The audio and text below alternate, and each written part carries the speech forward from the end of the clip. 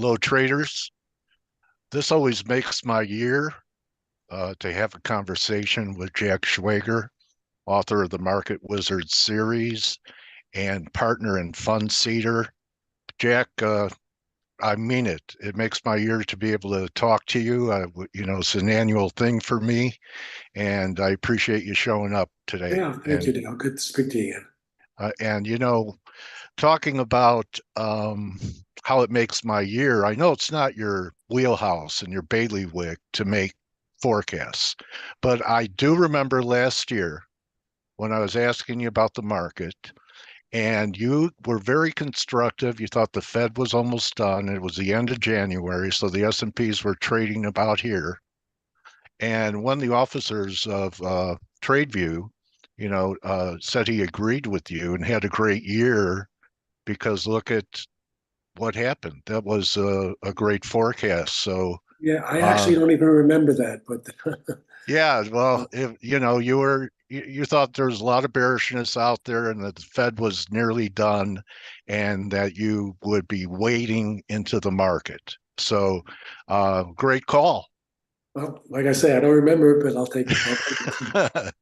And I know you're under the weather, and I've been having some migraine issues, and I want your opinion. What do the wizards say, and what do you say about trading when you're not up to par physically? Because Yeah, you almost have to be in a top for performing state, like an athlete, in my view, to be a trader. yeah, good question. Actually, from what I recall, when that topic came up, the basic advice was not to trade when you're not feeling right. And even more important than physically being off is the is being mentally off. So something like going through a divorce, as an example, a stress period. Right. Usually, I believe that's probably come up somewhere in the interviews, but situations like that, where that situation makes it very much non optimal, shall we say, for the trader to trade because you got other things going on and you're emotionally off balance. But physically would be similar in a way.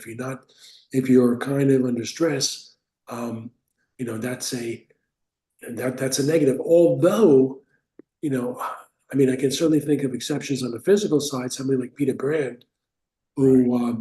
who went through a lot of physical turmoil um, due to a horrific accident where he fell off a roof sleepwalking, or roof or off a balcony, and really had tremendous injuries. And but he did trade, and did okay. So I guess there are exceptions. Maybe it's therapeutic for some people at times. Well, yeah, Could distract you well, from perhaps the pain you're going through because you're putting your attention on something else. But I really want to get into everyone wants to glean knowledge from your research and what you've learned from these wizards over the years. And I went through your stream, and one of the points that you make is that trading is going against what human standard emotions are.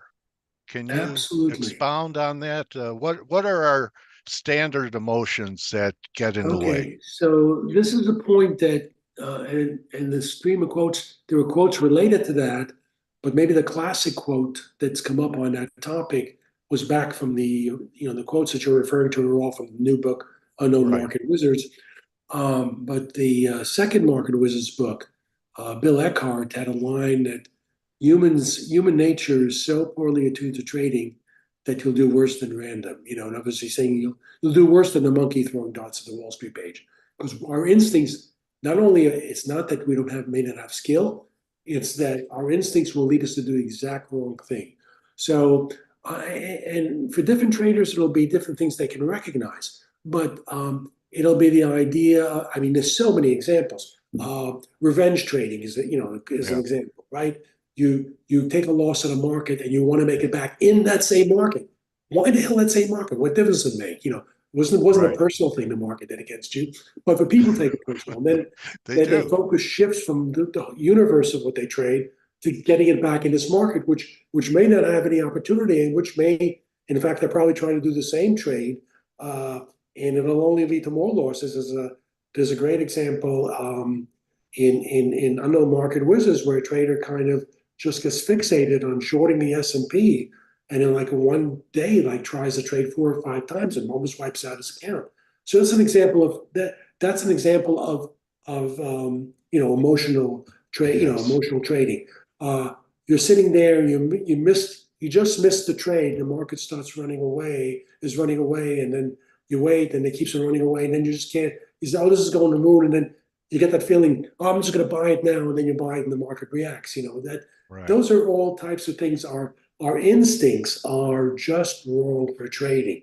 Our instincts are, well, as Bill Eckhart, put it, seek comfort, and comfort is finally getting in the market that you missed, and by the time you get in, it's probably the wrong time. Uh, you know, uh, Comfort is taking another shot at the market because maybe you'll get the money back. All of these things are driven by our need to get some sort of soothing response, but it's not the right thing to do. Um, Staying with a losing trade, you say you're going to get out of a trade at a certain price, and you're wrong, and the trade goes to that price, and you think, I'm going to get out here, I'm going to get stopped. I'm right at the bottom, and you stay with it, and it keeps them going down. Every day you kind of make an excuse. I'll give it one Yeah. more day. Every time Right. you make that excuse, you've got a sense of some comfort. I still have a chance. I haven't taken a loss yet. And those are all, I mean, there's tons and tons of examples, but Yeah. beware of your emotions. Your natural emotions will lead you wrong. Okay. I know that someone's in trouble, Jack, when they say to me, well, I got burned in the market. It's not the market that burned them. They were just wrong. Yeah. And so they're personalizing an instrument, whether it's the yen or gold or Bitcoin, that burned me. So I tell them to shut their platform down. There are some things that can be done. And I saw a stream of consciousness about learning to take partial profits, which I profess all the time, because if you don't do that, you're thinking that you're 100% right. And you let profits get away from you and end up getting stopped out. But if you book something, it changes your whole psychology. Yeah, I couldn't agree more. And this idea of scaling, both on the upside, when a trade scaling to take profits, as well as scaling to get in a trade, which is a different subject. But Right. the idea of scaling, of not doing everything at one price, is something that I've talked about in probably multiple books in that length. It's a really important point, and exactly for the reasons you're mentioning. Um, it puts you in a psychologically stronger position.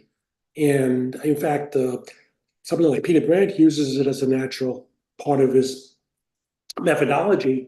He puts on a trade, and he'll have a spot where if it goes to, he'll have a closer objective. Well, first of all, as soon as he can get a stop to break even, he does that. So he's not Right. going to lose money on the trade. Right. But then when he gets a bit of some preliminary target point, or he has a target point, he'll take the profits, he'll keep some, he'll keep a portion, but he's booked this profit, and then if it continues to go, he still gets the extra on the profit. People want to be completely right and completely wrong. I mean, not completely wrong. They want to be completely right, but it ends up that by doing that, you're either completely right or completely wrong. So people don't like this idea of doing partially. They want everything at one time. They want to get the top on their exit if they're long. They want to get the bottom on their entry if they're buying. They're always trying to get. And if they don't do that, then they'll be kicking themselves. Oh, I shouldn't have gotten out at half. Let's say you take that profit half, Right. part of your position, and it keeps on going. Then they're kicking themselves because, oh, I should have kept the whole thing, right? So no matter what they do, and if it goes down, Right. they'll say, I should have taken profit on the whole thing. So no matter what happens, they're going to be unhappy. They're And never it's that, happy. and that goes back to the point we were talking about before. The desire not to be uncomfortable and happy leads you to do things that are not optimal. Yeah, those are the people, and I've had the thought, everyone's had the thought, you're never in big enough when you're right.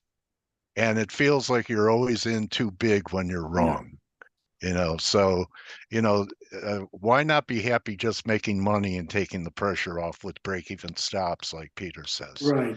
You'll And live longer, won't you? it's almost impossible to be completely right because it literally means that not only do you have to do everything with your entire position at one price, but you literally have to get the best price, right? And Yeah. there's only one point that's the best price. So it's almost an impossible objective to begin with. Grind it out. Don't the best traders grind it out, not looking for home run balls? Yeah, you can keep part of the position looking for a possible home run, but yeah, but it's best to use some sort of scaling psychology.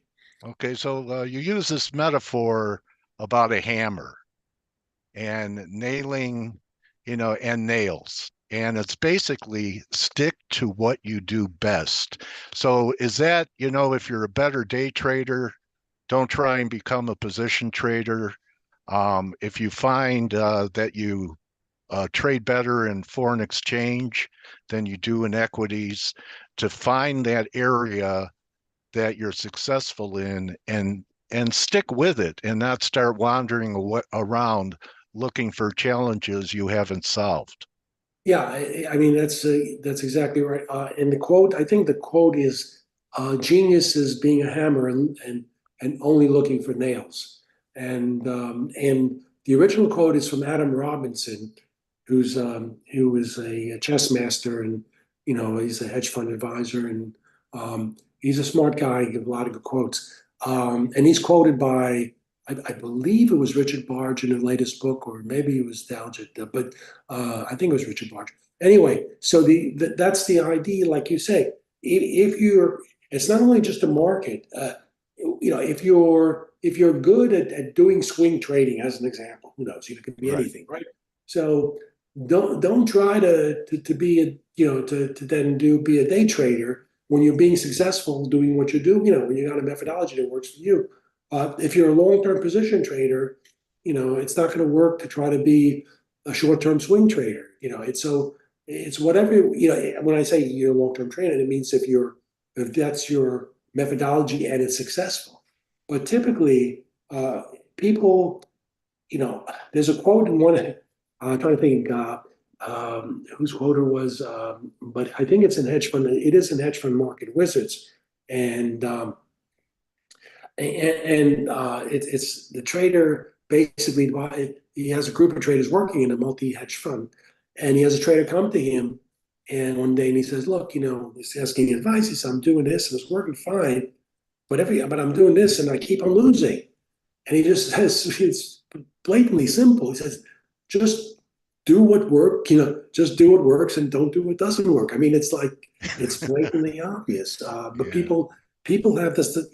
People can't stick to one thing. They have to try to do something else, and Yeah. maybe it's too boring to stick to the same thing over. I don't know. Yeah. Again, that's a human Yeah. nature type thing. So we have to form these new paradigms, and what's difficult for a lot of people, and you talk about it or you quote one of your wizards, which is to embrace your failures and keep a trading journal. So this is about learning instead of just say, well, next, but to embrace it because some of your best lessons come through going through the pain of a failure, don't they? And recording it and reviewing it so you don't make the same mistake again. Or if you do make the same mistake again, it'll be a lot less frequent. So this is a way that every trader can improve is when you do something wrong. And if you do something that's absolutely correct and really good, that's fine to record as well. But it's particularly important for when you're doing something that, when I say something wrong, let me be clear here. I don't mean a losing trade. I mean something wrong in that you did something that just broke your own rules, and it resulted in a loss or more of a loss or whatever. So it's not the loss that's the key. It's the fact that you did something that you knew was wrong. And I give the classic example in my own case, the worst trade I can ever remember. So back, and this sticks in my mind years, a decade after. Still, it was such a horrible trade.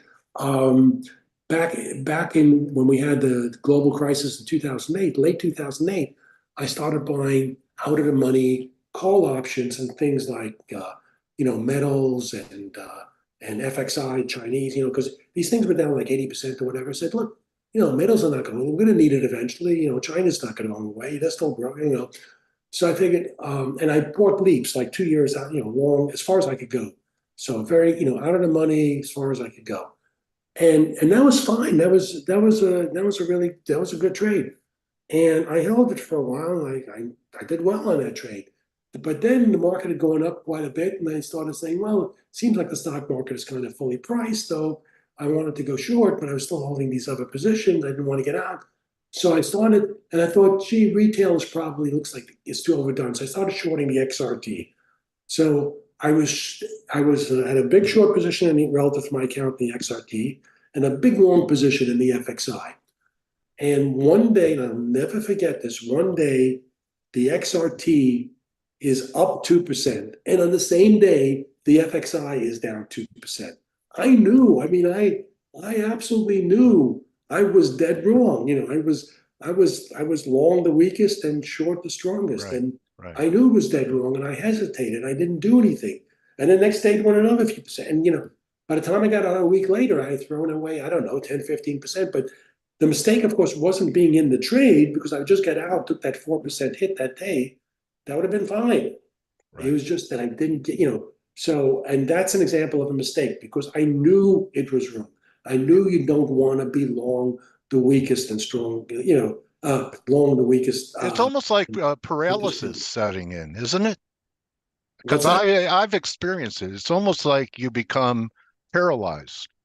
Yeah, I don't, it's just that hesitation. But when you hesitate one day and then the other day gets, then you start thinking, well, it's reacted so much now that Yeah. yeah, I know I'm on the wrong side, but it's probably going to bounce back short term, and I'll get out Yeah. of it, and it doesn't bounce back.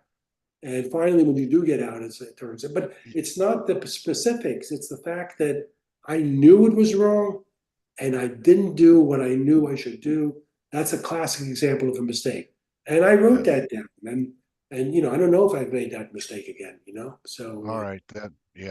That's interesting. Everyone that trades, they all talk about their edge. And there was a quote, stay in the sphere of your edge. What is edge to you? What's it mean to you, Jack, edge, and to the guys that you've interviewed over the years? well, every successful trader has some edge. Um, it may be like in this book, we take somebody, the latest book, Amrit Saul, and I think he's been called the sniper because of the way he trades, but basically can sit there for a couple of months, wait for the exact opportunity, then take a really big position, and if he's wrong, get out very quickly. But it's like that's his technique, right?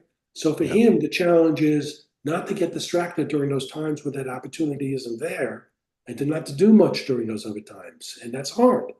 Um, but so that's an example. So that's his edge. His edge is and that edge relates to trading on event days like central bank announcements and things like that. And he spent God knows how many hours researching every central bank announcement and everyone he's trading. He's been trading for 15, 18 years. I don't know exactly now, but and keeps a record of every time, every trade, and he knows exactly what he's going to do in every circumstance. He knows every word he'll react to. So that's his edge. He's become a phenomenal expert in these event days and how the markets behave. So that's his edge. Okay. Somebody like Brand, who's a classical chartist, his edge doesn't come so much from charts, as he will readily admit, because charts don't have much of an edge. But he uses the charts to identify. Occasionally, there are points where you can take a trade, and you can take a trade where if you're right, there's a potential for a significant gain, and you can take that trade without having an equivalent risk on the downside.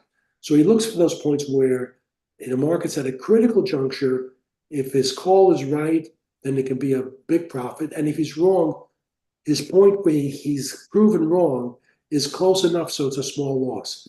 So for him, that's his edge, identifying those points. It's not that every chart call he makes is going to be right. No, he'll be wrong Yeah, more than half the time.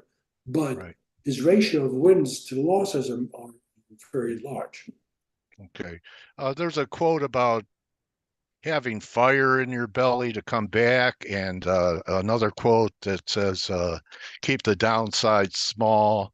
The psychological impact of large drawdowns is not worth the upside. Um, how many people do you know and have you interviewed that have come back after really being taken to the mat a few times? Well, in the scope of all the Marco Wizards books, that has occurred quite a number of times, surprisingly, and maybe the best one in that of illustrating that is the very first one, the very first Market Wizards book, where a number of traders had either terrible blowouts or sometimes multiple blowouts. In the case of Michael Marcus, multiple. In the case of Paul Tudor Jones, early in his career, having one trade cost him 2/3 of his equity and coming in the brink of giving up trading. He came over the air of giving up trading. Um, so there were a number of cases where, Druckenmiller, great trade, another great trader, 30 years, 30%, whatever it averaged out before he retired.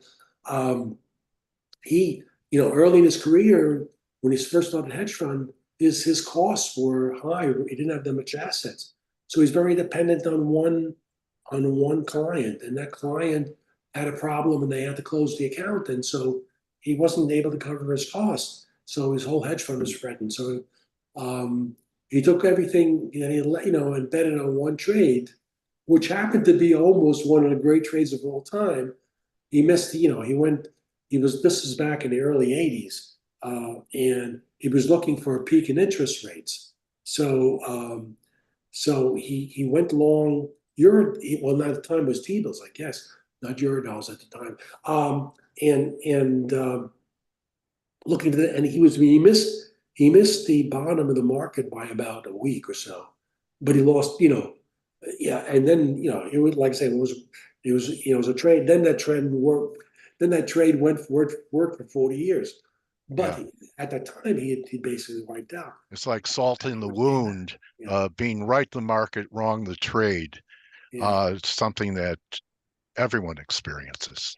yeah. And in this case, the problem was this trade was too big, and the reason this trade was too big because it was being motivated by the need to make There money, again, and that's another warning signal. You don't want to trade if you need to make money. that is That's a right. big disadvantage. It is. In fact, that takes me to you talk about, or someone talks about, one of your wizards talks about traders that have a paycheck mentality. And I knew guys on the floor, they'd have a monetary objective.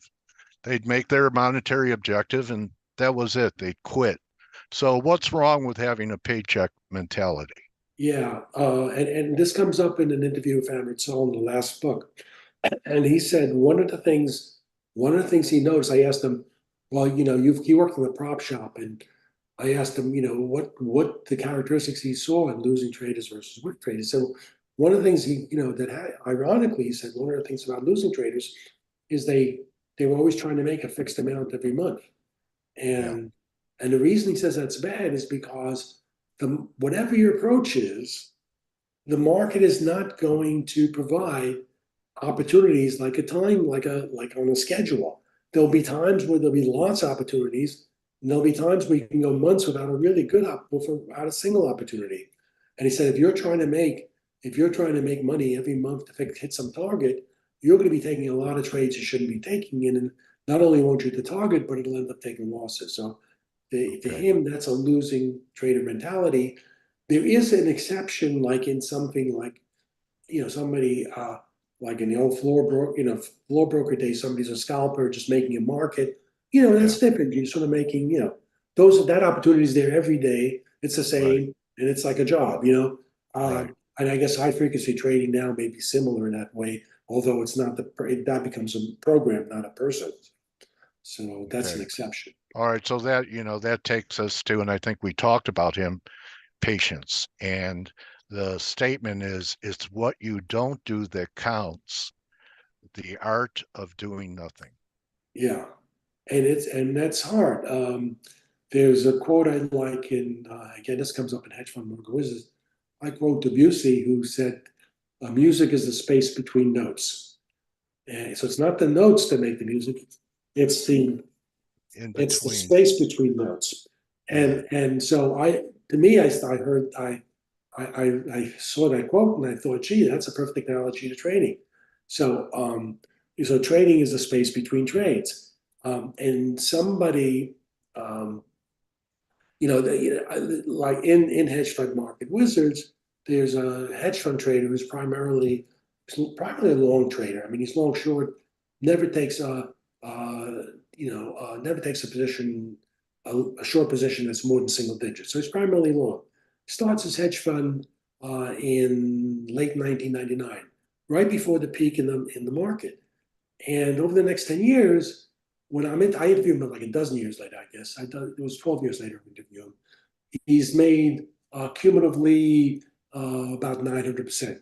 And during the same time span, the S&P is basically flat because it's had two bear markets. And yeah, he's a good stock picker, but that wasn't the thing.